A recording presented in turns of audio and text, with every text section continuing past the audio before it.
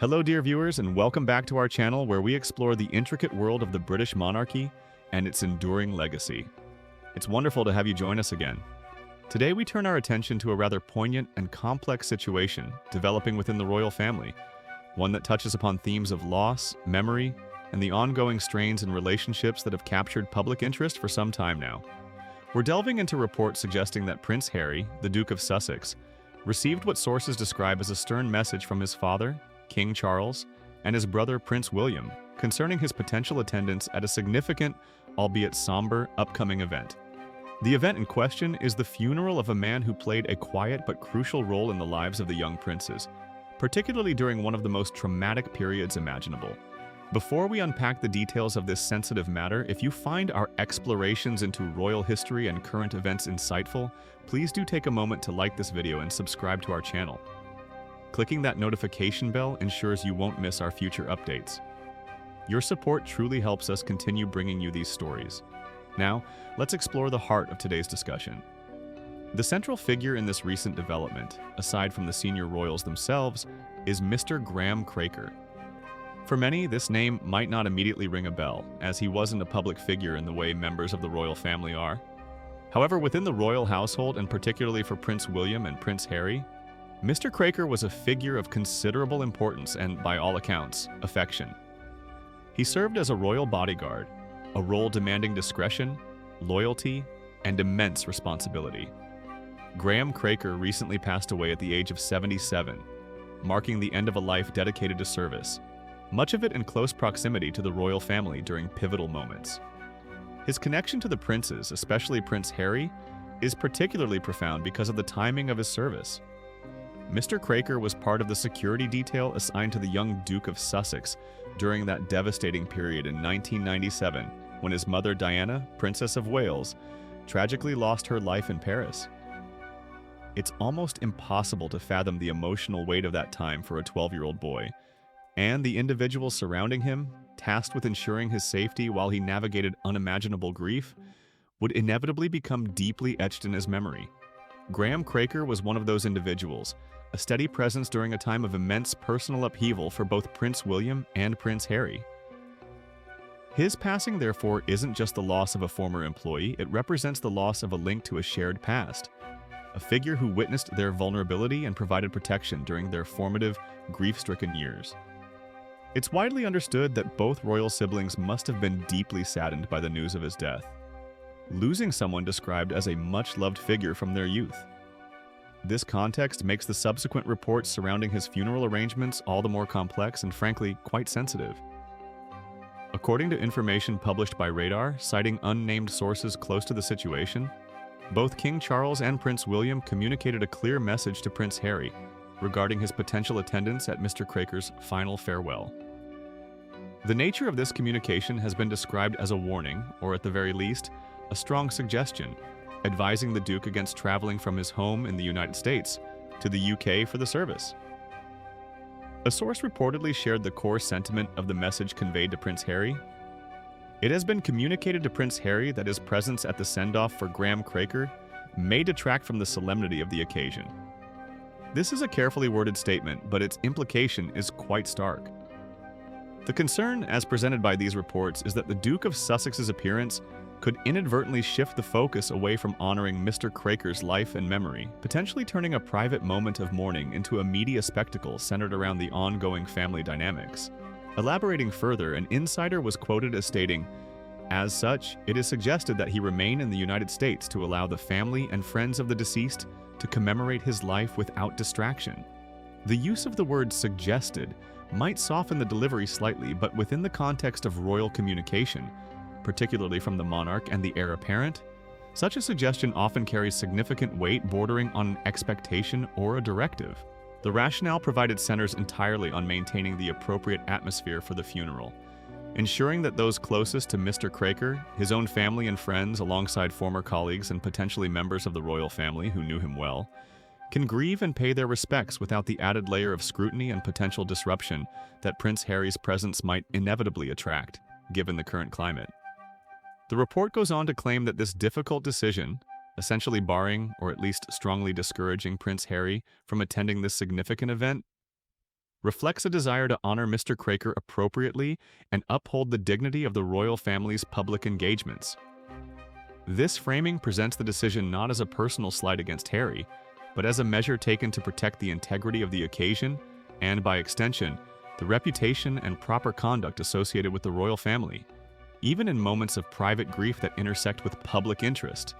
It underscores a perceived need to manage appearances and control the narrative surrounding royal-adjacent events, particularly when involving high-profile figures like the Duke of Sussex, whose relationship with the institution remains a subject of intense global fascination and speculation. Let's pause here to consider the multiple layers. Firstly, there's the genuine sadness of losing Graham Kraker, a man whose service connected him intimately with a defining, tragic moment in the lives of William and Harry. His role wasn't just professional. During that period following Princess Diana's death, the security personnel around the young princes likely offered a sense of stability and security that went beyond their official duties. For Harry, who was just entering his teenage years, figures like Kraker could have represented a form of quiet constancy amidst the emotional chaos. Therefore, the desire to attend his funeral would seem entirely natural, a personal wish to pay respects to someone who was there during such a critical time. Secondly, there's the undeniable reality of the strained relationship between Prince Harry and the senior members of the royal family.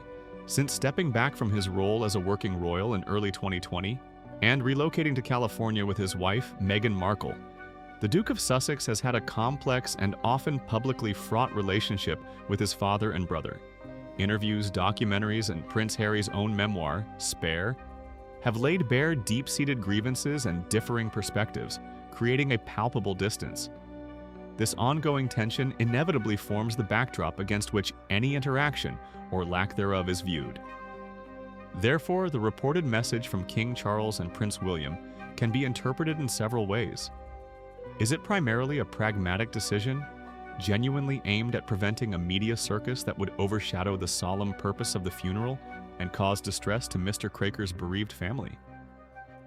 Given the intense media attention that follows Prince Harry, particularly during visits to the UK, this is certainly a plausible concern. The presence of the Duke, especially alongside his estranged brother and father at such an emotionally charged event, would undoubtedly generate headlines and speculation, potentially detracting from the focus on honoring the deceased bodyguard. Alternatively, could it be seen as another manifestation of the existing rift? A signal that Harry's presence, even at an event with deep personal significance dating back to his childhood, is considered potentially problematic or disruptive to the carefully managed image and operations of the modern monarchy?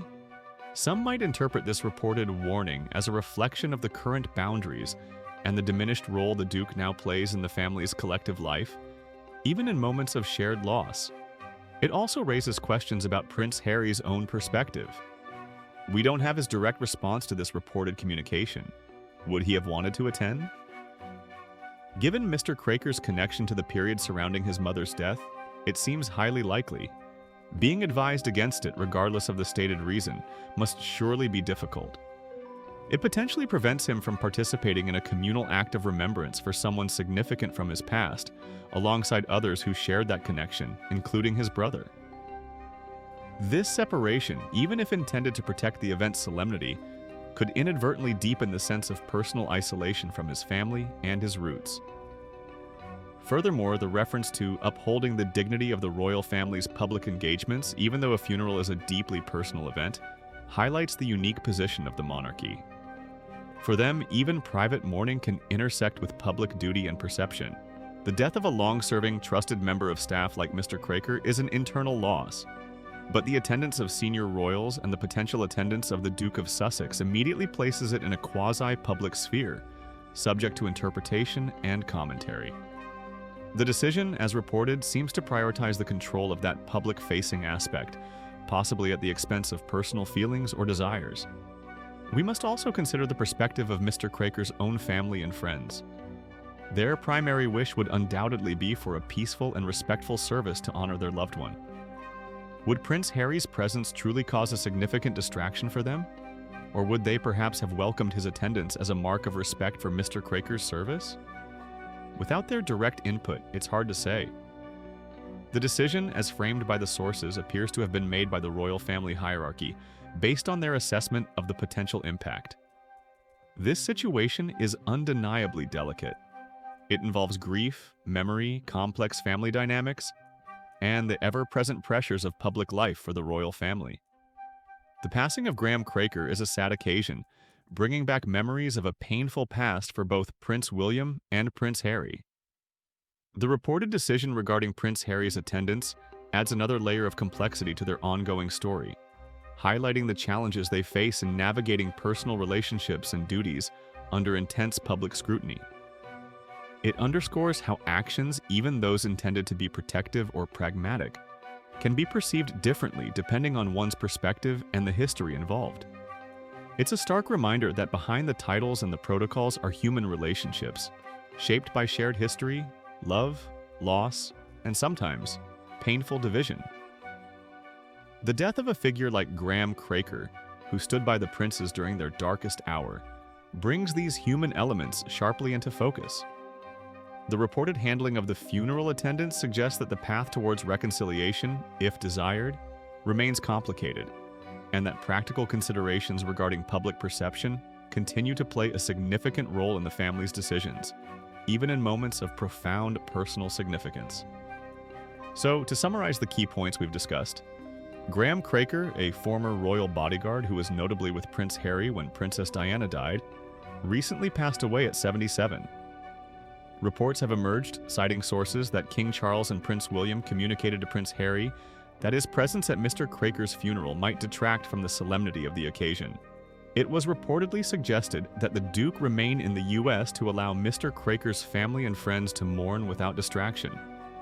This decision is said to reflect a desire to honor Mr. Kraker appropriately and maintain the dignity of royal-related events. This situation highlights the personal connection both princes had with Mr. Kraker, especially Harry, given the timing of his service, while also underscoring the ongoing complexities and sensitivities in the relationship between the Duke of Sussex and the senior royals. This development certainly gives us much to reflect upon regarding the balance between personal grief, family dynamics, and the public responsibilities or perceptions associated with the royal family. The loss of a figure connected to such a pivotal moment in the prince's lives is inherently sad, and the circumstances surrounding the funeral arrangements add a layer of modern royal reality to this personal loss. We'd be very interested to hear your perspectives on this delicate situation. What are your thoughts on the reported message to Prince Harry? Do you see it primarily as a practical measure to ensure a solemn funeral, or does it signify something deeper about the current state of family relations? Please share your views respectfully in the comments section below. We always appreciate reading your thoughtful contributions. And of course, if you found this discussion informative, please don't forget to give this video a thumbs up and subscribe to our channel for more insights into the world of royalty. Hit the notification bell too, so you're always alerted when we post new content. Thank you so much for watching and for lending us your time today. We look forward to welcoming you back for our next royal update very soon. Until then, take care and goodbye for now.